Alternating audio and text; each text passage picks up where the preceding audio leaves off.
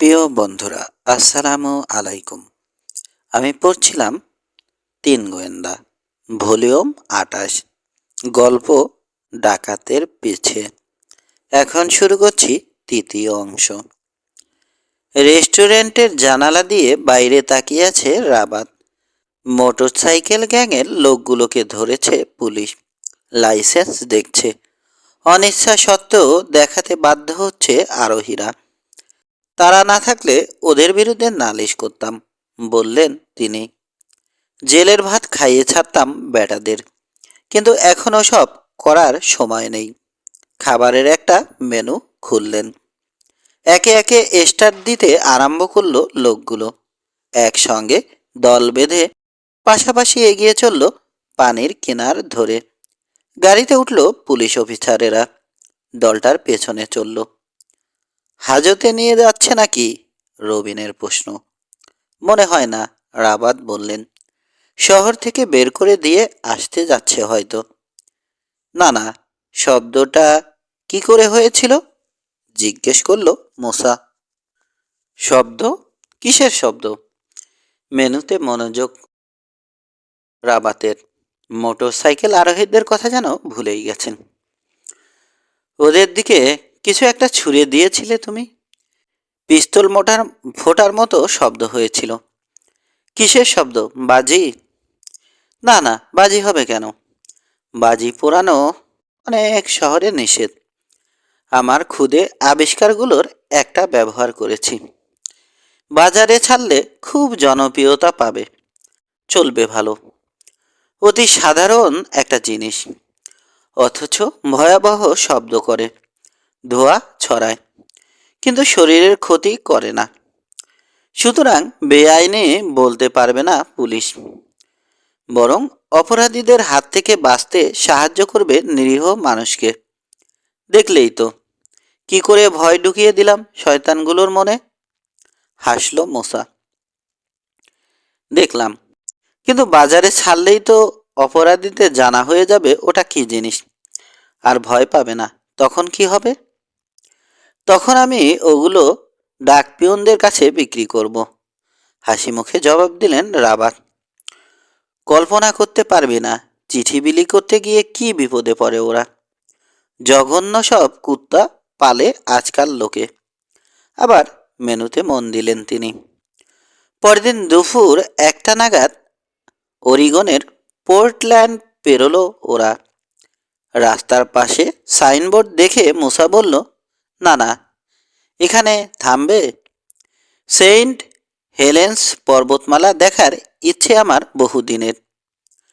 থামব তো বটেই, রাবাত বললেন।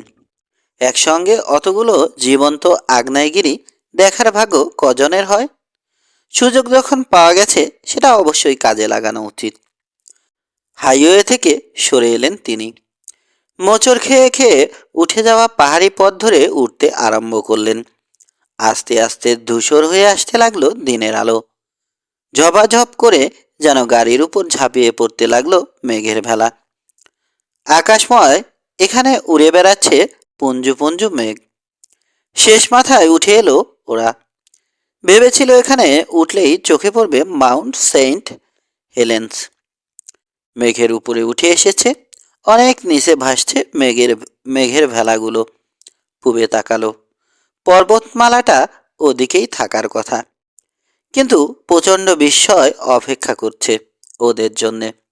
পর্বত চোখে পড়ল না, কেবল ঘন ধূসর ধোঁয়া ভলকে ভলকে উপরে উঠছে। ছেয়ে দিয়েছে আকাশ। খাইছে, কোনো মতে বলল মুসা। হেসে তার নিরাশা দূর করার চেষ্টা করলেন রাবাত। অত মন খারাপ করছিস কেন? পুরো দেশটাই আমাদের সামনে পড়ে আছে। ভালো ভালো দৃশ্য প্রচুর দেখতে পাবি। গাড়ি ঘুরিয়ে আবার নামতে লাগলেন তিনি। কিছু দূর নামার পর হঠাৎ নামলো ঝমঝম করে বৃষ্টি। ভিজিয়ে দিল গাড়ির কাচ। অস্পষ্ট হয়ে গেল সামনের আর আশেপাশের সব কিছু। হাইওয়ে 5-এ পৌঁছে দেখা গেল অনেক গাড়ি হেডলাইট জেলে দিয়ে চলছে। বৃষ্টিতে অন্ধকার হয়ে গেছে। সিদ্ধান্ত নিলেন রাবাত। সেদিন এর বেশি আর এগোবেন না। ওয়াশিংটনের লং ভিউতে রাত কাটাবেন। নিজের পরিকল্পনা নিয়ে এতই মগ্ন রইলেন, রাস্তার ধারে থেমে থাকা লিঙ্কন গাড়িটাকে শুরুতে খেয়াল করলেন না। আলো জ্বালেনি ওটা, ওয়াইপার চলছে। এঙ্গেজ থেকে এক ঝলক সাদা ধোঁয়া বেরিয়ে মিশে গেল ভেজা বাতাসে। গাড়িটা চোখে পড়তেই শক্ত হয়ে গেল কিশোর। লিঙ্কনের ড্রাইভিং হুইলে ঝুঁকে রয়েছে একজন লোক। কে? Harris Miller. শান্তা মনিকায় এরকম একটা গাড়ি দেখেছিল, ওটাই কিনা নিশ্চিত হতে পারল না। এ পথে ধূসর লিঙ্কনের অভাব নেই।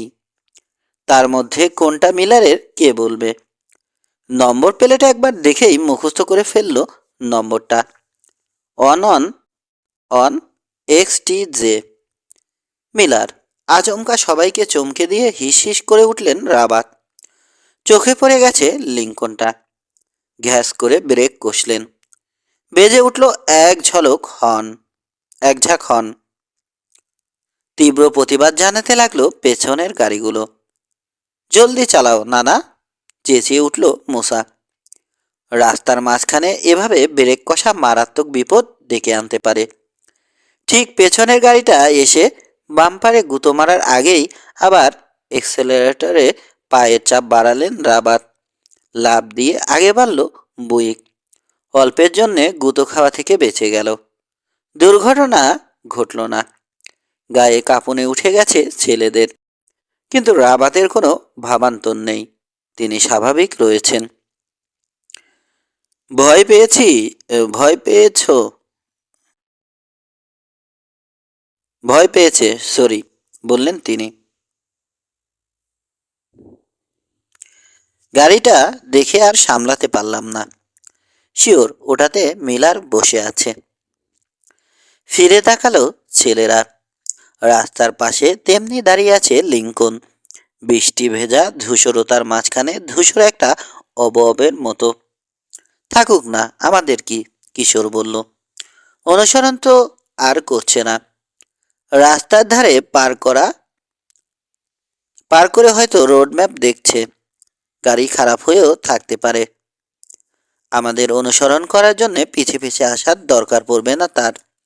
এই রাস্তা ধরে কত দূর যেতে পারবো আমরা জানে।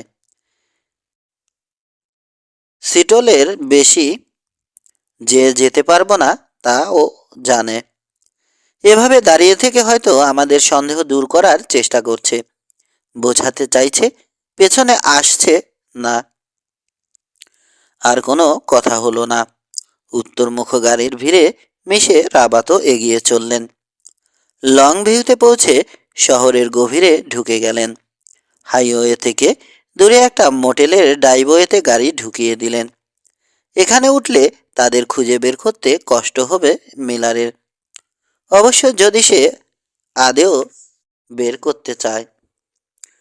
ব্যাপারটা আমার পছন্দ হচ্ছে না, রাবাত বললেন।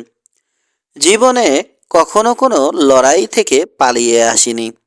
এখন যে এড়িয়ে থাকতে চাইছি সেটাও সামান্য সময়ের জন্যে। শিক্ষা ওকে আমি একটা দিয়েই ছাড়ব, তবে সেটা পরে। আপাতত নিরাপদে নিউ ইয়র্কে পৌঁছাতে চাই, আর চলার পথে যতটা সম্ভব আনন্দ। এখনই ঝগড়া বাঁধিয়ে সব পণ্ড করতে চাই না। সমস্যা আর বিপদ থেকে পালানোর স্বভাব তিনি তিন গোয়েন্দারও নয়, বরং মুখোমুখি হতেই ওরা ভালোবাসে। কিন্তু এই কেসটাতে এখন পর্যন্ত কেবল পালিয়েই চলেছে ওরা। মিলার যদি পেছনে লেগেও থাকে, সামনাসামনি এসে কিছু না করা পর্যন্ত ওদের কিছু করার নেই। আক্রমণটা আগে তার তরফ থেকেই আসতে হবে। মেলার পেছনে লেগেছে, এ ব্যাপারে নিশ্চিত কোনো প্রমাণ পাওয়া যায়নি এখনো। কেবল সন্দেহের উপর নির্ভর করে একজন ভদ্রলোকের সঙ্গে খারাপ আচরণ করাটা ঠিক নয়। মাঝরাতের পর হঠাৎ করে ঘুম ভেঙে গেল কিশোরের। কানে এলো পাশের ঘরে রাবু নানার বিকট নাক ডাকানোর শব্দ। তবে এই শব্দ আর এখন বিরক্ত করে না ওকে, গা সওয়া হয়ে গেছে। এর জন্যে ঘুম ভাঙেনি ওর। ভেঙেছে জানালায় হেডলাইটের উজ্জ্বল আলো পড়ায়। মোটেলের ড্রাইভওয়েতে ঢুকে চলতে চলতে যেন থেমে গেল একটা গাড়ি। দরজা খোলার শব্দ হলো। ইঞ্জিন বন্ধ করলো না ড্রাইভার। দ্রুত পদশব্দ থমকে গেল আচমকা। তারপর আবার শোনা গেল। বিছানা থেকে নামলো কিশোর। সে জানালার কাছে পৌঁছাতে পৌঁছাতে গাড়ির দরজা বন্ধ হয়ে গেল। জানালা দিয়ে উঁকি দিয়ে দেখলো বড় একটা গাড়ি ঘুরে নেমে যাচ্ছে রাস্তায়। লিঙ্কনটাই, নিশ্চিত হতে পারল না। বিছানায় ফিরে এলো আবার সে। বুঝতে পারছে রাবণার মতো সেও মিলারকে সন্দেহ করতে আরম্ভ করেছে। অথচ এখন পর্যন্ত মিলার কোনো ক্ষতি করেনি ওদের। বুইকটার ক্ষতি করেনি। রাতের বেলা চুপি চুপি ঘরে ঢুকে খোঁজাখুঁজি করেনি। পিছু পিছু আসার ব্যাখ্যা সহজেই দেয়া যায়। হয়তো সেও বেড়াতে বেরিয়ে একই দিকে চলেছে। আচ্ছা, কি জিনিস আবিষ্কার করেছেন রাবণানা? কি নিয়ে চলেছেন নিউ ইয়র্কে? কোথায় রেখেছেন ওটা? ছোট জিনিসই হবে, যা সুটকেসে ভরে রাখা যায়। বড় কিছু লুকানোর জায়গা নেই। গাড়িটাতেও না, তাহলে ওদের চোখে পড়তই। আর গাড়িতে রাখার জায়গাই বা কোথায়? ভাবতে ভাবতে ঘুমিয়ে পড়ল সে। সকালে ঘুম ভাঙলে দেখল তার অনেক আগে উঠে পড়েছে মুসা আর রবিন। কাপড় পরে তৈরি হয়ে গেছে। তাড়াতাড়ি করতে হবে ওকে। ওয়াশিংটনের ভেতর দিয়ে সেদিন পুবে এগোলো ওরা। উপরে উঠছে পথ। কাস্কেড মাউন্টেন রেঞ্জ পার হয়ে এসে পড়ল খোলা অঞ্চলে। দুই পাশে রুক্ষ ছড়ানো প্রান্তর। হায় হায়, এ যে মরুভূমি! নিরাশা ঢাকতে পারল না মুসা। আমি তো ভেবেছিলাম পুরো ওয়াশিংটনটাই শুধু পাইনের জঙ্গল। বোকার মতে ভাবলে তো কত কিছুই ভাবা যায়, নানা বললেন। স্প্যাকিন স্প্যাকানি পার হয়ে আবার পার্বত্য অঞ্চলে ঢুকলো ওরা। পাহাড় থেকে নেমে আসা ঝর্ণা রাস্তার পাশ দিয়ে বইছে। থেকে থেকেই দুপাশ থেকে চেপে আসছে জঙ্গল। ইডাহোর কয়েউর ডি অ্যালিনিতে রাত কাটানোর জন্য থামলো ওরা। লং ভিউতে শহরের অনেক ভেতরে অখ্যাত ছোট মোটেলটার মতোই কোনো মোটেলে ওঠার ইচ্ছে। অবশ্যই মিলারের ভয়ে, যাতে সে খুঁজে বের করতে না পারে। সারাদিনে অবশ্য ছায়াও দেখেনি বললেন তিনি। ছায়াও দেখিনি বললেন তিনি। রিভার ভিউ মিররে পলকের জন্যেও দেখিনি গাড়িটাকে। তবু ঝুঁকি নেব না, লুকিয়েই থাকব। আমাদের খুঁজে না পেলে সে ভাববে হয় আমরা স্পোকানিতে রয়েছি, নয়তো আরও এগিয়ে মিসৌলাতে চলে গেছি। যদি আমাদের পিছু নিয়ে থাকে তবেই। মিলারের কথা শুনতে আর ভালো লাগছে না মুসার। মনে প্রাণে চাইছে লোকটাকে নিয়ে আলোচনা বন্ধ হোক। খাওয়ার টেবিলে পড়শির কথা আর তুললেন না রাবাত। খাওয়ার পর গলফ খেলতে বেরোলেন। সামান্য সময় খেললেন, তখনও কিছু বললেন না। সবচেয়ে বেশি স্কোর করলেন তিনি। ছেলেদের নিয়ে মোটেলে ফিরে এলেন। বেশ হাসি খুশি লাগছে তাকে। রাতের বেলা ওদের গভীর ঘুম ভাঙিয়ে দিল সাইরেনের তীক্ষ্ণ চিৎকার। সারা বাড়িতে আলোড়ন তুলে বেজেই চলল। খাইছে। বিছানায় উঠে বসে মুসা বলল, ঘটনাটা কি? থামছে না সাইরেন। কানের পর্দা ছিদ্র করে দিয়ে যেন ঢুকে যাচ্ছে মগজে। হঠাৎ জবাবটা পেয়ে গেল সে। চিৎকার করে উঠল, কিশোর, রবিন, জলদি ওঠো! লাফ দিয়ে বিছানা থেকে নেমে নিচে নামল। Smoke alarm! আগুন লেগেছে মোটেলে। নয়। রাতের নীরবতা চিরে দিয়ে যেন বেজে চলেছে ধোঁয়ার সংকেত। লোকের ছোটাছুটি আর হট্টগোল কানে এলো গোয়েন্দাদের। দরাম দরাম করে বন্ধ হলো গাড়ির দরজা। ধোঁয়ায় ভারী হয়ে গেছে বাতাস। দমকলকে ফোন করলো কিশোর। পাজামা পরে ছুটে বেরোলো মুসা। নানার দরজায় থাবা দিয়ে চিৎকার করে বলল, নানা নানা, ওঠো জলদি, মোটেলে আগুন লেগেছে। কাশতে কাশতে টলো মলো পায়ে এসে দরজা খুলে দিলেন রাবাত। সাইরেন বাজছে। ইতিমধ্যে প্যান্ট পরে ফেলেছে রবিন। বেরিয়ে গিয়ে মোটেলের গেস্টদের দরজায় ধাক্কা দিয়ে ডেকে তুলতে শুরু করলো তাদের। লাল গাউন পরা এক মহিলা দরজা খুলল। চোখ জ্বালা করছে। ডলতে ডলতে জানতে চাইল, কি হয়েছে? মোটেলে আগুন লেগেছে, জানালো রবিন। যেন ঝাঁকুনি খেয়ে জেগে গেল মহিলা। ভেতরে তাকিয়ে চেঁচিয়ে উঠল, পিটার, জলদি ওঠো। তখনই বলেছিলাম এই খোয়ারের মধ্যে থাকার দরকার নেই। এটা একটা জায়গা হলো? রাবাত আর অন্য দুই গোয়েন্দাও কাপড় পরে ফেলেছে। এক পাশ থেকে দরজা ধাক্কাতে শুরু করলো সবাই। বোর্ডারদের জাগিয়ে দিতে লাগলো। ওদের চারপাশে ধোঁয়া উঠছে। বাড়িটা ইউ প্যাটার্নে তৈরি। মনে হচ্ছে ইউ এর একটা মাথা থেকে আসছে। কি যেন পড়ার শব্দ হলো। তারপর ঝনঝন করে কাজ ভাঙলো। গাড়ির কাজ।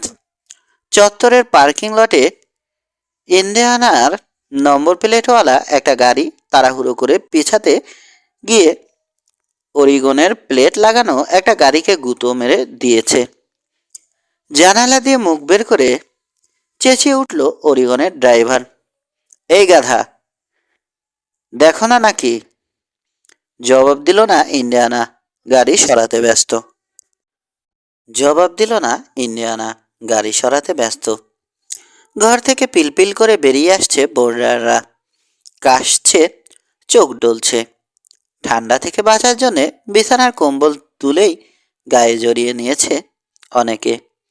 কেউ কেউ গাড়ির দিকে ছুটছে। গাড়িতে করে নিরাপদ জায়গায় পালাতে চায়। অন্যেরা চত্বরে জড়ো হলো কি ঘটে দেখার জন্যে। দমকলকে খবর দেয়া হয়েছে, জানতে চাইল এক মহিলা। দিয়েছি, জবাব দিল কিশোর। আসছে। কিশোর দেখো, হাত তুলল মুসা। বাড়িটার শেষ মাথায় একটা দরজায় লেখা রয়েছে এমপ্লয়েজ অনলি।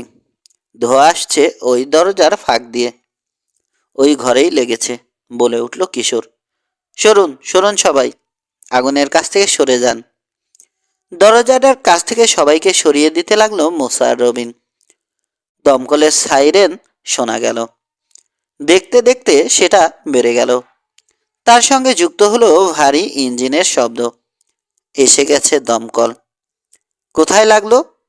পুরানো বাথরোব পরা টাক মাথা ছোটখাটো একজন লোক জিজ্ঞেস করলো। পরিচয় দিল, আমি মোটেলের ম্যানেজার। এক হাতে চাবির গোছা আর এক হাতে অগ্নি নির্বাপক যন্ত্র। ওই যে দেখুন দরজাটা, হাত তুলে দেখিয়ে দিল কিশোর। দ্রুত এগিয়ে গেল ম্যানেজার। খুলে ফেলল তালা। পাল্লা খোলার জন্য নব চেপে ধরতেই বাধা দিল কিশোর, দাঁড়ান, খুলবেন না। কিন্তু দেরি হয়ে গেছে। টান দিয়ে ফেলেছে ততক্ষণে ম্যানেজার। হা হয়ে খুলে গেল পাল্লা। ভেতর থেকে ঝাঁপিয়ে এলো যেন আগুনের চাদর। ঝটকা দিয়ে পিছিয়ে গেল ম্যানেজার। হাত থেকে খসে পড়ল ফায়ার এক্সাইটিং গুইসার। গুইসার দুহাত উঠে গেল মুখ ঢাকার জন্যে। প্রচণ্ড গরম বাতাসের ঢেউ এসে লাগলো গোয়েন্দাদের উপরও। লোকটাকে সাহায্য করতে ছুটল মুসা। এক্সাইটিং গুইসার তুলে নিল রবিন। আগুনের দিকে তাক করে টিপে দিল টিগার।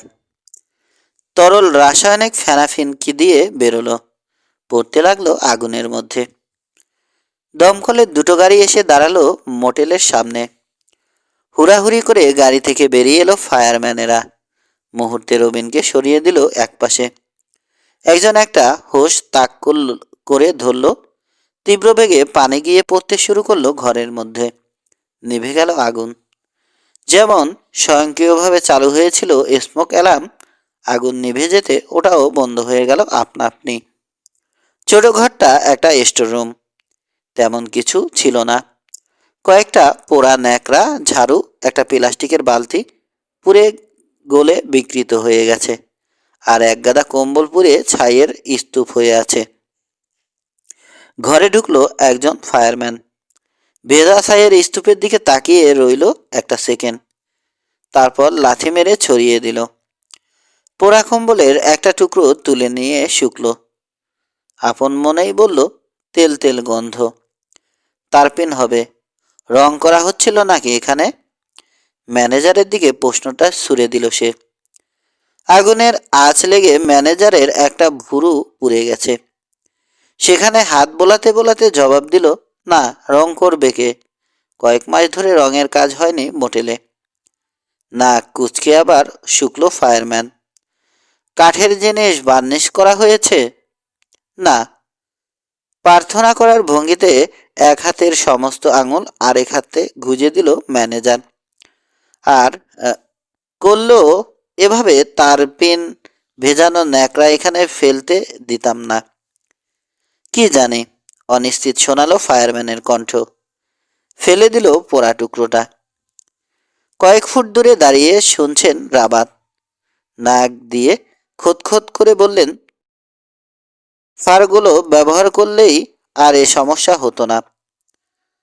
ফারগুলোটা আবার কি জিনিস? জানতে চাইল রবিন। নানার একটা আবিষ্কার, মুসা বলল। ফেলে দেয়া কাগজের প্যাড দিয়ে তৈরি। কাঠের জিনিস বার্নিশ করতে এর তুলনা হয় না। তারপর যেখানে ইচ্ছে ছুঁড়ে ফেলো, আগুন লাগার ভয় নেই। আগুন ধরে না ওতে। আইডিয়াটা একটা সোপ কোম্পানির কাছে বিক্রি করেছিলাম আমি। তিক্ত কণ্ঠে বললেন রাবাত। ওরা কাজে লাগায়নি, আলমারিতে ভরে রেখে দিয়েছে। সেই আগেই যেন দুপদাপ করে পা ফেলে ঘরে ফিরে এলেন। ঢুকেই এমন চিৎকার দিয়ে উঠলেন যেন বলতায় হুল ফুটিয়েছে। চোর, বদমাইশ, চেঁচিয়ে ডাকতে লাগলেন তিনি। কিশোর, রবিন, মুসা, দেখে যা, চোরটার কাণ্ড দেখে যা। ছুটে এলো তিন গোয়েন্দা। জলদি গিয়ে নিজেদের ঘর দেখো, কিছু নিয়েছে কিনা। দরজায় দাঁড়িয়ে নিজের বিছানার দিকে তাকিয়ে আছেন রাবাত। ম্যাট্রেস উল্টে ফেলা হয়েছে। চাদর আর কোমলগুলো মেঝেতে ছড়িয়ে ফেলা হয়েছে। তার কাপড় চোপড়, মোজা আর আন্ডারওয়্যারগুলো বাদ পড়েনি। শেভ করার আর দাঁত মাজার সরঞ্জাম ছিল যে বাক্সটায়, সেটাও উল্টে ভেতরের জিনিস ঝেড়ে ফেলা হয়েছে। হা হয়ে গেছে কিশোর। দীর্ঘ একটা মুহূর্ত নড়তে পারল না। তারপর রাবাতের পাশ কাটিয়ে ঘরে ঢুকে বাথরুমে চলে গেল। পেছনের দেয়ালে বাথট্যাবের বেশ উপরে একটা জানালা, সেটা খোলা। বাথট্যাবে জুতোর সাপ দেখে বোঝা গেল জানালা দিয়ে এটাতে কেউ নেমেছিল। টাবের উপর উঠে দাঁড়িয়ে জানালার হুড়কো পরীক্ষা করল সে। টাবের উপর দাঁড়িয়ে জানালার হুড়কো পরীক্ষা করল সে। এক জায়গায় রং চটে গেছে সামান্য। হুড়কো সরিয়ে কেউ জানালা খুলে ঢুকেছিল। পেছনে দরজা এসে দাঁড়ানো রাবাতকে বলল কিশোর। বেরিয়েছে ও হয়তো একই পথে, দরজা দিয়েও বেরোতে পারে। আগুনের দিকে খেয়াল ছিল সবার, তাকে কেউ দেখেনি নিশ্চয়। পাশের ঘর থেকে দৌড়ে এলো রবিন। জানো কি কাণ্ড হয়েছে? মুসা বলল। জানি, আমাদের ঘরেও ঢুকেছিল, সব তোলপাড় করে ফেলেছে। মাথা ঝাঁকালো রবিন। হ্যাঁ, কিন্তু যতটা দেখলাম কিছু খোয়া গেছে বলে মনে হলো না। মিলার মিলার ওই বেটা ছাড়া কেউ না, চেঁচিয়ে উঠলেন রাবাত। এখানেও এসেছে? কি করে নানা? প্রশ্ন তুলল মুসা। পিছুটা নিল কি করে? কাল রাস্তার ধারে যেটা দেখেছি সেটা কার গাড়ি জানি না। যদি মিলারেরও হয়, কালকের পর আর দেখা যায়নি ওটাকে। পিছে পিছে না এলে আমরা যে এখানে আছি জানবেই বা কি করে? পিছে আসাটা তেমন কঠিন না, রাবাত বললেন।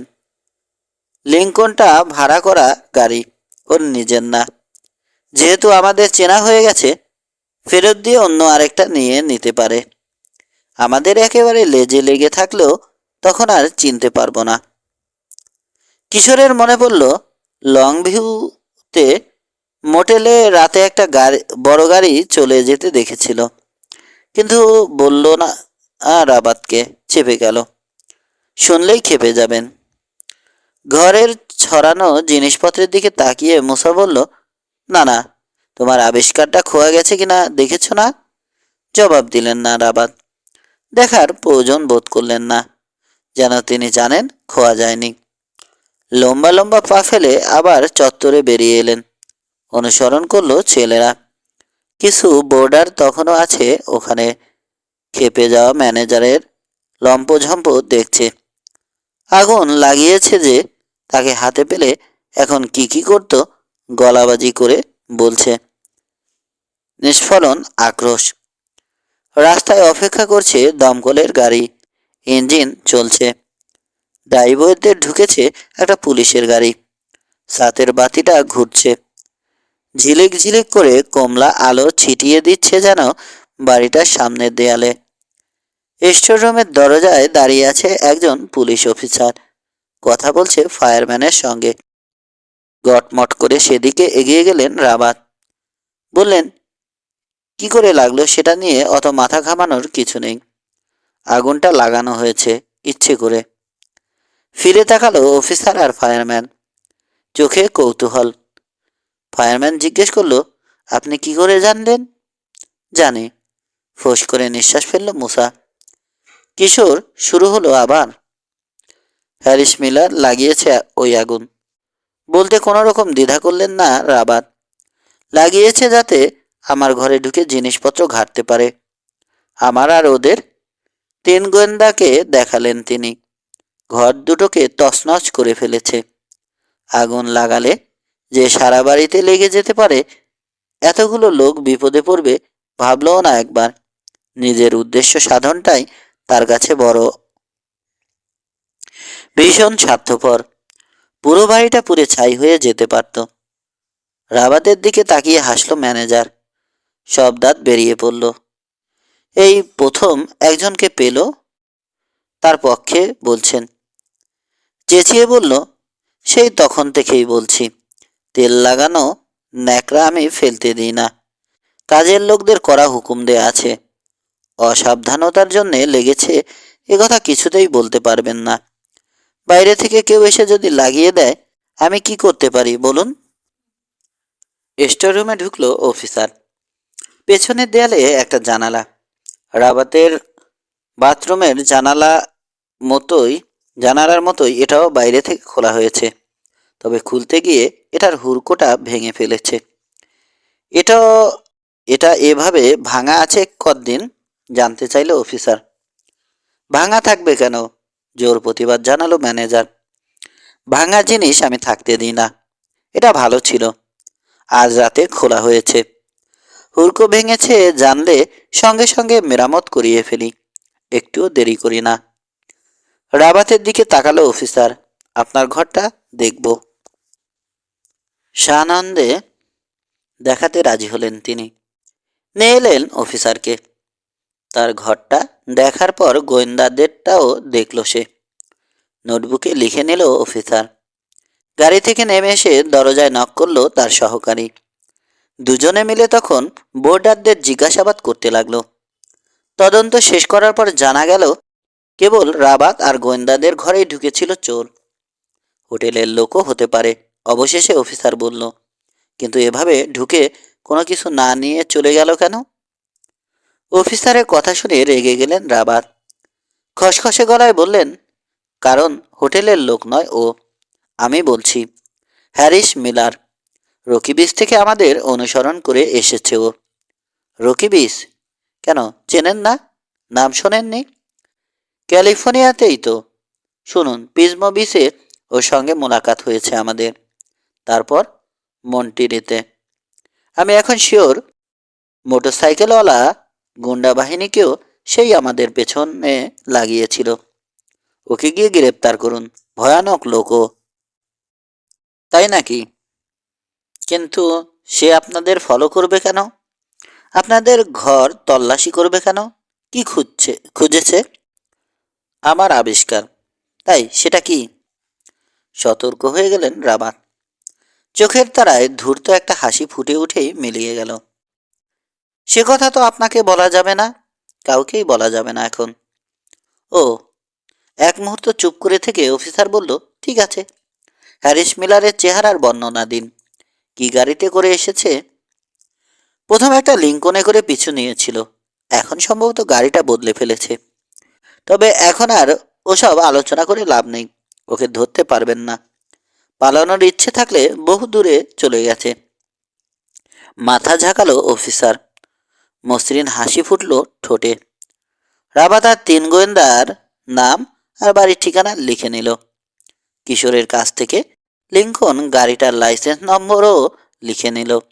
তারপর সহকারীকে নিয়ে গিয়ে পুলিশ কারে উঠল। গাধা কোথাকার, বলে উঠলেন রাবাত। অহেতুক সময় নষ্ট করে গেল। কিচ্ছু করবে না ও, করার চেষ্টাও করবে না। করবে কি? ও তো তোমাকে পাগল ভেবে গেছে। মুখ ফসকে বলে ফেলল মোসা।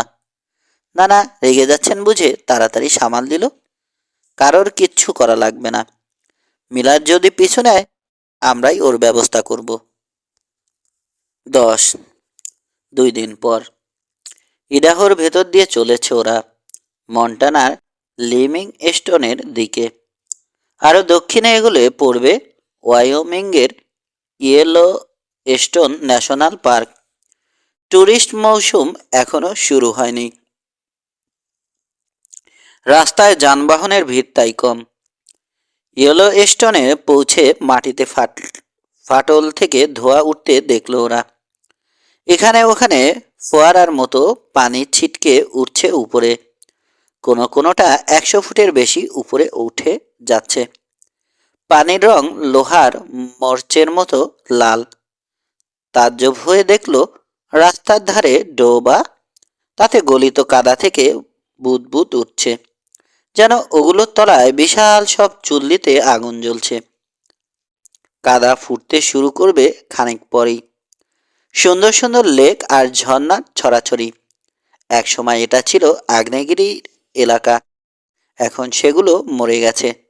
এত সুন্দর দৃশ্য কিছুক্ষণের জন্য মিলারের ভাবনা ওদের মন থেকে মুছিয়ে দিল। তারপর পার্ক রোড ধরে এগোতে গিয়ে পেছনে ফিরে তাকালো রবিন আর মুসা। জোরে নিঃশ্বাস ফেলল রবিন। নীরবে শত্রু খুঁজছে মুসার চোখ। মাউন্ট সেন্ট হেলেন পেরোনোর পর থেকে সন্দেহজনক আর কিছু দেখিনি, বলল রবিন। জানানোর সময় এসেছে, ভাবল কিশোর। লং ভিওর মোটেলে ডাইবোতে বড় গাড়িটা দেখার কথা বলল সে। হ্যারিস মিলারই গাড়িটা চালাচ্ছিল কিনা বলতে পারবো না। হয়তো এতক্ষণে রকি বিচে চলে গেছে মিলার, রবিন বলল। অর্কিড গাছে পানি দিচ্ছে। মোটেলে আগুন লাগাটা হয়তো নেহায়েত কাকতালীয় ঘটনা।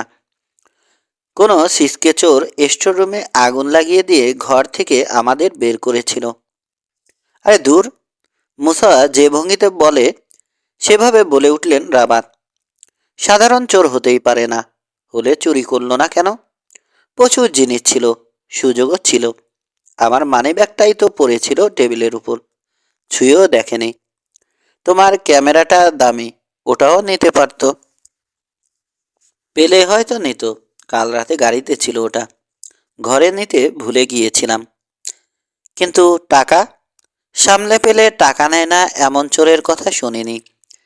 চালাকি করে স্টোর রুমে আগুন লাগিয়ে বোর্ডারদের বের করে জিনিস চুরি করার কথাও ভাবে না সাধারণ চোর। সুযোগ পেলে চট করে ঘরে ঢুকে পড়ে, কিছু পেলে নিয়ে চলে যায়। পুরানো হয়ে এলো ফোয়ারা।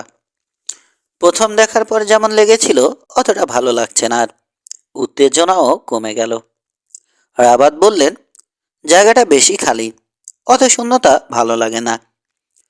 নানার অস্বস্তিতা মোছার মাঝেও সঞ্চারিত হলো। মনে করিয়ে দেওয়ার পর এখন কেমন ভুতুরেই লাগছে এলাকাটা তার কাছে। বলল, তাড়াতাড়ি করো নানা, সরে যাই, দেখার কিছু আর নেই এখানে। শেষ বিকেলে মন্টানা ওয়াইমাঙ্গ সীমান্তের কাছে একটা ছোট শহরে ঢুকলো ওরা। মোটেল খুঁজে বের করলো। মালপত্র ঘরে রাখার পর বুইকটা নিয়ে চলে গেলেন রাবাত। পার্কিং লট থেকে দূরে রাস্তার ধারে গাড়ি রেখে এলেন। ইচ্ছে করেই রাখলেন, মিলারের জন্যে টোপ। দেখতে চান সে আসে কিনা, খোলার চেষ্টা করে কিনা। বাকি বিকেলটা কাটালেন গাড়ির কাছে যাতায়াত করে। পঞ্চমবার যখন গাড়িটা দেখতে চললেন তিনি, আর থাকতে পারল না মুসা। বলল, এভাবে গিয়ে লাভটা কি হচ্ছে? ক্ষতি করছো আরো। মিলার এলে তোমার এই ঘন ঘন যাওয়া আসা দেখলে সতর্ক হয়ে যাবে। জেনে যাবে আমরা কোথায় উঠেছি। রাতে এসে হানা দেবে। মুসার কথায় যুক্তি আছে। আর গেলেন না রাবাত। ঘরে ফিরে এলেন। খানিক পরেই তার নাক ডাকানোর শব্দ কানে এলো। জেগে রইল তিন গোয়েন্দা। কয়েউর ডি অ্যালানির মোটেলে আগুন লাগার ঘটনাটা নিয়ে আলোচনা করতে লাগলো। মিলারকে সন্দেহ করতে পারছি না আমি, মুসা বলল। সে এলো কি করে মোটেলে? জানলো কি করে আমরা ওটাতে উঠেছি? আমাদের পিছে আসতে দেখিনি তাকে। অন্য গাড়ি নিয়ে অনুসরণ করলেও চোখে পড়ে যেত আমাদের। এত দীর্ঘ পথ কিছুতেই লুকিয়ে থাকতে পারত না। আচ্ছা, হেলিকপ্টারে করে আসেনি তো? রবিনের প্রশ্ন। না, সম্ভাবনাটা একেবারে ঝেড়ে ফেলে দিল মুসা। হেলিকপ্টার পাবে কোথায়? ভাড়া করতে অনেক টাকা লাগে। তাছাড়া অতিরিক্ত শব্দ করে হেলিকপ্টার। নিঃশব্দে অনুসরণ করা একেবারে অসম্ভব। চুপ হয়ে গেল রবিন। হঠাৎ বিছানায় সোজা হয়ে বসলো কিশোর। ওকে ফোন করব। ইস, আরও আগে এই কথাটা ভাবলাম না কেন? রকি বিসে ওর বাড়িতে ফোন করলে যদি জবাব দেয় তাহলে বুঝবো আমাদের সঙ্গে তার দেখা হয়ে যাওয়াটা কাকতালীয় ঘটনা ছিল। আবার ফিরে গেছে। আমাদের দুশ্চিন্তা করার কিছু নেই। কি করে করবে? নম্বর জানো? রবিনের প্রশ্ন। না, তবে আনলিস্টেড নাম না হলে ডিরেক্টরি এনকোয়ারিতে ফোন করলেই বলে দেবে। বিছানার পাশে টেবিলে রাখা ফোনের দিকে হাত বাড়ালো কিশোর। মিনিট খানেকের মধ্যেই জেনে নিল মিলারের নম্বর। ফোন করলো। ওপাশে ফোন বাজতে লাগলো। এত রাতে বিছানা থেকে ডেকে তুলছো? হেসে বলল রবিন। রেগে আগুন হবে। রকি বিছে এখন রাত 1 ঘন্টা কম। পার্বত্য এলাকায় রয়েছি আমরা। এখানে ওখানকার তুলনায় সময় বেশি। 3বার রিং হওয়ার পর খুট করে একটা শব্দ হলো, যেন কেউ রিসিভার তুলেছে ওপাশে। কয়েকটা মুহূর্ত সব শূন্য। তারপর আবার খুট। রেকর্ড করা একটা কণ্ঠ বলল, হ্যারিস মিলার বলছি। সরি, এখন ফোনের কাছে আসতে পারছি না। আপনার নাম আর ফোন নম্বর রেখে দিন, পরে যোগাযোগ করব। মেসেজ দেওয়ার আগে টোন আসার অপেক্ষা করুন। কথা শেষ হওয়ার পরই ভেড়ার ডাকের মতো একটা চিৎকার শোনা গেল। ঝট করে কানের কাছ থেকে রিসিভার সরিয়ে ফেলল কিশোর। উফ, আর একটু হলেই কান ফাটিয়ে দিয়েছিল। যন্ত্র অ্যান্সারিং মেশিন জবাব দিয়েছে। তার মানে আছে কি নেই জানা গেল না। মুসা বলল, সকালে আবার করব, দেখা যাক তখন কি বলে। সকাল 8টায় আবার মিলারের সঙ্গে কথা বলার চেষ্টা করলো কিশোর। সেই একঘেয়ে জবাব দিল অ্যান্সারিং মেশিন। হাল ছেড়ে দিল কিশোর। মিলার বাড়ি আছে কিনা বোঝা গেল না। সেদিন ওয়াইমিংয়ের ভেতর দিয়ে চলল ওরা। পরিষ্কার সুন্দর দিন, যদিও নীল আকাশের এখানে ওখানে পেঁজা মেঘ ভাসছে। সেই মেঘে বৃষ্টি হবে না।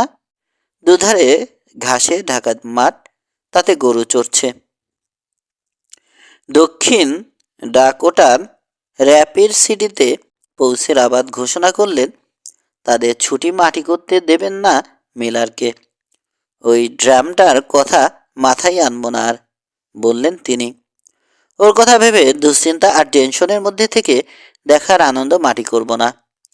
এতে অস্বস্তি কমলো ছেলেদের। র্যাপিড সিটিতে লাঞ্চ খাওয়ার সময় অনেক হইহল্লোড় করলো। সেখান থেকে দক্ষিণে এগোনোর সময় একটিবারও আর পেছনে ফিরে তাকালো না। তবে কিশোর লক্ষ্য করলো বারবার রিভার ভিউ মিররের দিকে চোখ যাচ্ছে রাবাতের। মাউন্ট রাশমোরে পৌঁছলো ওরা। পাহাড়ের উপরে খানিকটা জায়গা সমতল করে চারপাশের দৃশ্য দেখার জন্য পর্যবেক্ষণ মঞ্চ তৈরি করা হয়েছে। ঘুরে ঘুরে উঠে গেছে পাহাড়ি পথ। কয়েক মাইল পেরিয়ে এসে পার্কিং লট দেখা গেল। ওখানে গাড়ি রেখে পায়ে হেঁটে এগোলো ওরা। চওড়া পথ, 6 মাইল পর রয়েছে মঞ্চ, সহজেই পৌঁছানো যায়। 50টা রাজ্যের পতাকা উঠছে এখানে ওখানে। মঞ্চে এসে দাঁড়ালো ওরা। পাইনে ছাওয়া ঢাল নেমে গেছে নিচে। গাছের ফাঁকে মাথা তুলে আছে আমেরিকার মহান 4 president, Washington, Jefferson, Lincoln, Theodore Theodore Roosevelt. দক্ষিণ ডাকোটার পর্বতের পাথর কেটে তৈরি হয়েছে ওই বিশাল মুখগুলো। খাইছে, কি জিনিস বানিয়েছে? অবাক হয়ে দেখতে দেখতে বলল মোসা। সঙ্গে গাইড বুক এনেছে কিশোর, কিন্তু সেটা দেখার প্রয়োজন হলো না, আগেই পড়ে নিয়েছে। বলল, গুডজন বর্গমের নির্দেশে তৈরি হয়েছে ওগুলো। এক একটা মুখ 7 ফুট উঁচু। হেসে ফেলল মুসা। গ্লুম যখন ছোট ছিলেন নিশ্চয় তার মা বলেছিলেন, বড় হয়ে বিশাল কোনো কাজ করবে বাবা, যা তোমাকে স্মরণীয় করে রাখবে। সেই বিশাল কাজটাই করেছেন তিনি। বাহ, খুব মজার কথা বলে তো ছেলেটা। পেছন থেকে বলে উঠল একটা কণ্ঠ। ফিরে তাকালো মুসা। রাবাতও তাকালেন। মোটাসোটা মাঝবয়সী এক মহিলা, পরনে আঁটো জিন্সের প্যান্ট। রাবাতের দিকে তাকিয়ে হাসল। এরা আপনার নাতি? একজন। বাচ্চারা বড় মজার জিনিস। ঝর্ণার বহমান পানির মতো কলকল করে হাসল মহিলা। সব সময় তাজা, নতুন নতুন কথা খেলে মাথার মধ্যে, কখনো পুরনো হয় না। এমন ভঙ্গিতে ওদের দিকে তাকালেন রাবাত, যেন তাজা আর নতুনত্ব সত্যি আছে কিনা দেখতে চাইছেন। মুসার চোখ উজ্জ্বল, রবিন লাল হয়ে গেল। নিজেকে বাচ্চা ভাবতে মোটেও ভালো লাগে না কিশোরের। কঠিন দৃষ্টিতে তাকালো মহিলার দিকে। বয়স 50-এর কাছাকাছি। গায়ের শার্টে এমব্রয়ডারি করা বড় বড় গোলাপি রঙের ফুল, কানে ম্যাচ করা গোলাপি রঙের দুল, ঠোঁটে গোলাপি লিপস্টিক।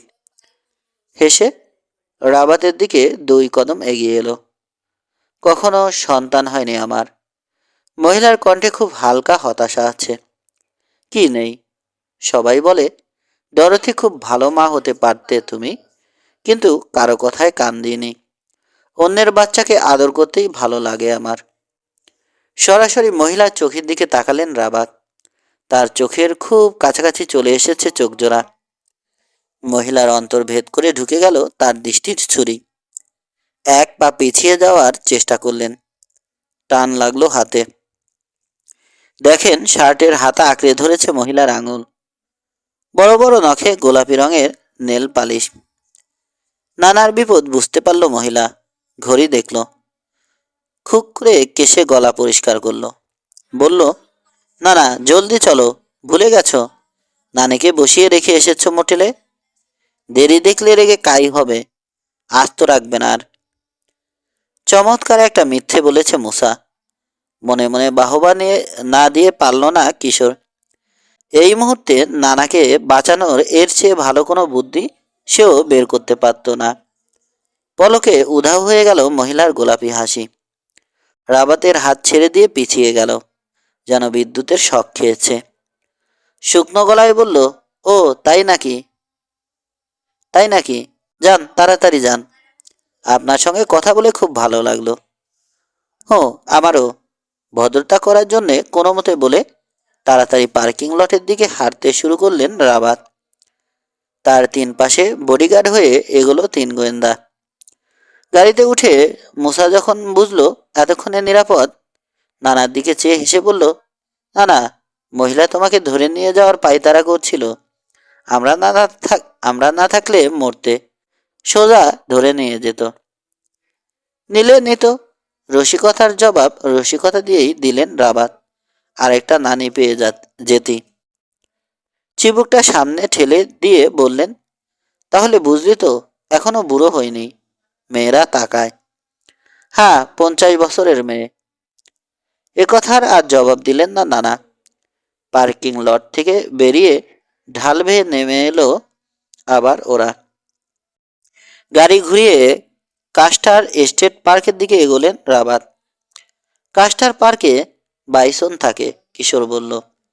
একসঙ্গে এত নাকি খুব কমে দেখা যায়। চিড়িয়াখানার বাইসন আর বুনো বাইসনে অনেক তফাৎ। বুনোগুলো অনেক বেশি ভয়ঙ্কর, এড়িয়ে চলা ভালো। হেসে রাবাত বললেন, কিশোর, বেরোনোর আগে গাইড বুকটাকে গুলে খেয়েছ নাকি? রাতে বসে বসে পাতা মুখস্থ করো। মুখস্থ করা লাগে না, রবিন বলল। একবার পড়লেই যথেষ্ট। কম্পিউটারের মেমোরি ওর, কখনো ভোলে না। আমারও এরকম থাকলে ভালো হতো, কাজে লাগতো। মাঝে মাঝে তো মনে হয় নিজের নামই ভুলে যাচ্ছি, বললেন রাবাত। বেশি ব্যস্ত থাকো বোধ হয়, ফোরন কাটল মুসা।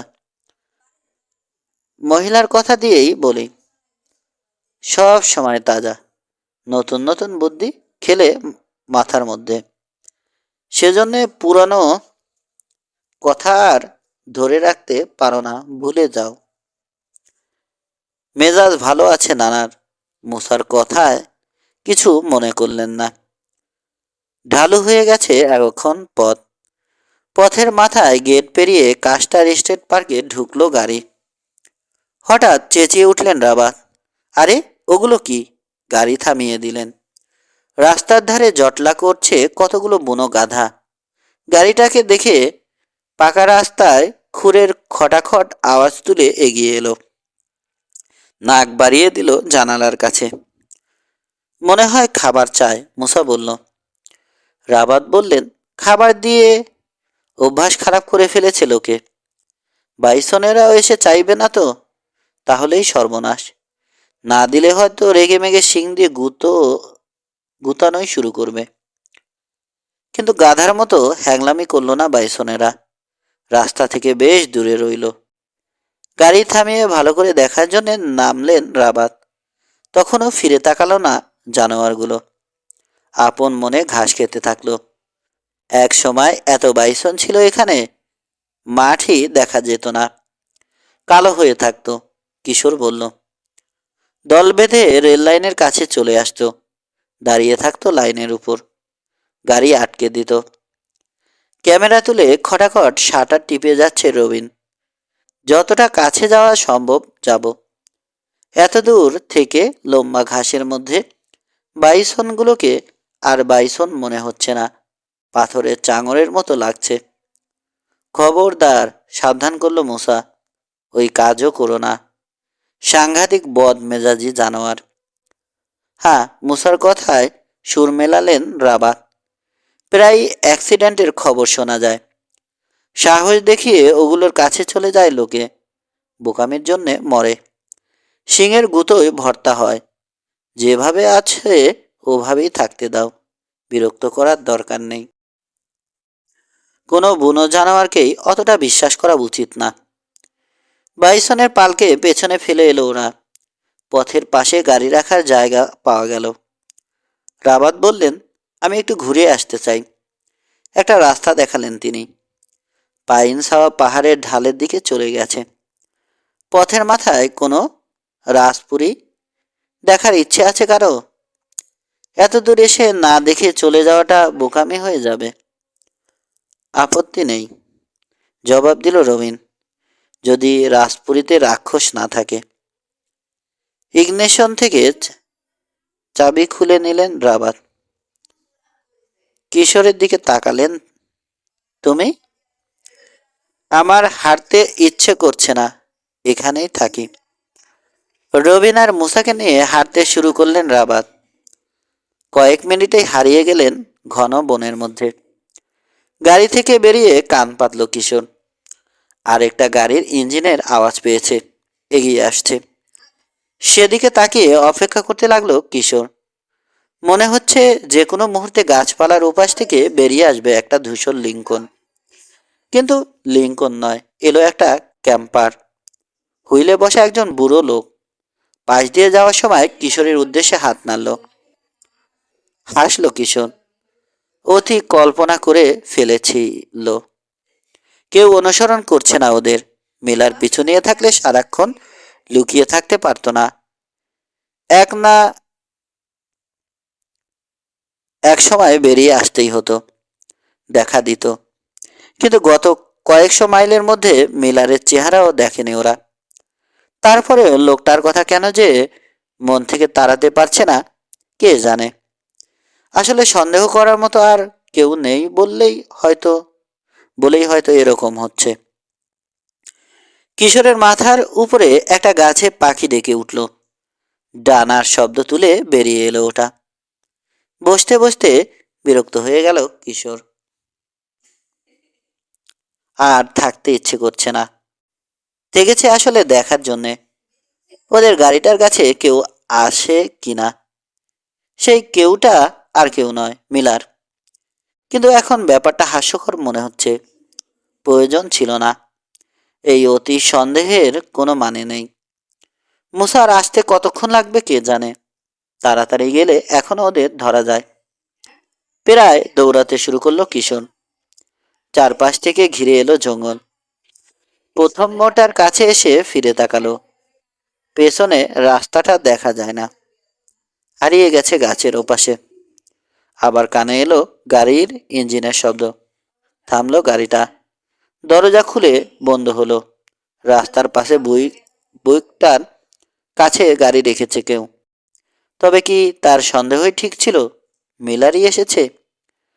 শ্বাস টানা বেড়ে গেল কিশোরের। ঘাড়ের চুল দাঁড়িয়ে গেছে।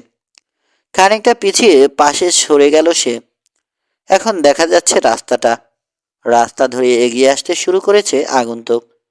ভয় পেয়ে গেল কিশোর। মনে হলো খামচি দিয়ে ধরেছে কেউ হৃৎপিণ্ডটাকে। লুকিয়ে পড়তে হবে। গাছপালার কারণে পাহাড়ের গোড়ায় বেশ ছায়া, অন্ধকারই বলা চলে। প্রচুর ঝোপঝাড় আছে, তবে ওগুলো বেশ দূরে। সে যেখানে রয়েছে সেখানে পথের ডান পাশে কয়েক গজ দূরে ম্যানজানিটা জাতীয় এক ধরনের গাছের ঝোপ দেখতে পেল। বেশি বড় না। কাছাকাছি আর কিছু না দেখে ওটার দিকেই দৌড় দিল সে। প্রায় ডাইভ দিয়ে পড়ে ভেতরে ঢুকে গেল। লুকিয়ে গেল ডালপাতার আড়ালে। আস্তে করে ডাল সরিয়ে ফাঁক করে উকি দিল রাস্তার দিকে।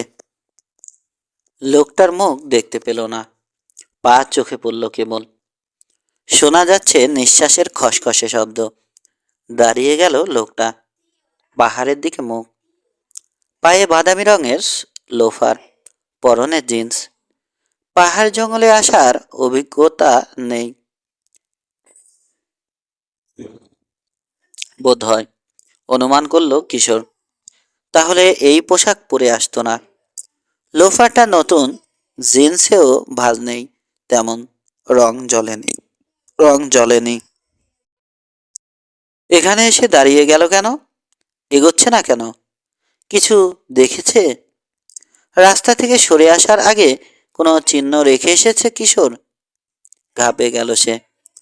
মনে হতে লাগলো বড় বেশি খোলামেলা জায়গা রয়েছে। কেউ আছে সন্দেহ করে যদি ঘুরে ভালো করে ঝোপের দিকে তাকায়, লোকটা তাকে দেখে ফেলবে। বাঁ পাশের ঝোপের ভেতর শব্দ হলো। ঘুরে তাকালো লোকটা। হুড়মুড় করে বেরিয়ে এলো একটা বুনো জানোয়ার। কি বেরোলো দেখতে পেল না কিশোর। তবে সুযোগটা কাজে লাগালো। হাতের থাবা আর হাঁটুতে ভর দিয়ে মাথা উঁচু করলো লোকটাকে দেখার জন্যে। ধক করে উঠল বুক, দম বন্ধ করে ফেলল। লোকটার হাতে পিস্তল। হাই, ডাকলো কে জানো রাস্তা থেকে। পথের দিকে তাকালো আগন্তুক। চওড়া কানওয়ালা স্ট্রো হ্যাটের নিচে তার চেহারা এখন দেখতে পাচ্ছে কিশোর। হ্যারিস মিলারকে চিনতে ভুল করল না। মাথা নামিয়ে ফেলল কিশোর, আগের চেয়ে বেশি। মাটিতে শরীর মিশিয়ে ফেলার চেষ্টা করল, যাতে মিলারের চোখে না পড়ে। ঘামছে। উঠে দৌড় দেবে? না, উচিত হবে না। বেরোলেই তাকে দেখে ফেলবে মিলার। হায়, আবার বলল মহিলা। আমাকে মনে আছে? কাছে চলে এসেছে। নীরবে হাসল কিশোর। গলা শুনেই চিনতে পেরেছে। সেই মহিলা ডরথি, মাউন্ট রাশমোরে রাবাতকে পাকড়াও করেছিল যে। আমি ভেবেছি আর দেখা হবে না আপনার সঙ্গে, মহিলা বলছে। লাঞ্চের পর দেখি আপনি নেই। কত খোঁজা খুঁজলাম, নেই তো নেই। যেন হাওয়া। এখানে কি করছেন? পাহাড় দেখতে এসেছেন বুঝি? মিলারের হাত দেখতে পাচ্ছে না কিশোর। পিস্তলটা কি করেছে বুঝতে পারল না। নিশ্চয় পকেটে ঢুকিয়ে ফেলেছে। মহিলা দেখেনি। দেখলে প্রশ্ন শুরু করে দিত। বিড়বিড় করে কি যেন বলল মিলার, ঠিক বোঝা গেল না। পেট্রোল ফুরিয়ে গেছে, এরকমই কি যেন বলল। মহিলা বক বক করতে লাগলো। মিলারকে আবার খুঁজে পাওয়ার আনন্দে বিভোর।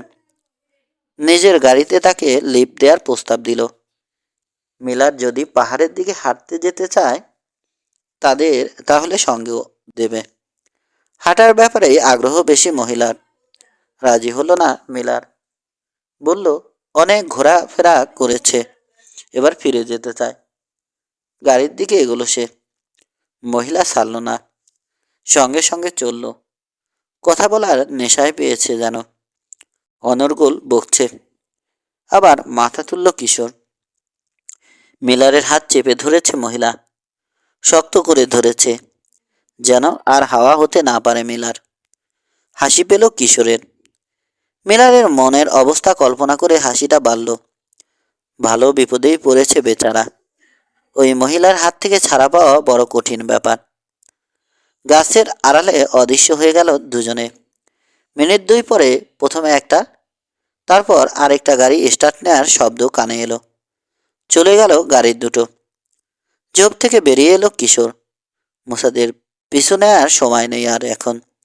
একটা পাথর দেখে তাতে বসে পড়ল। সঙ্গীদের আসার অপেক্ষা করতে লাগলো।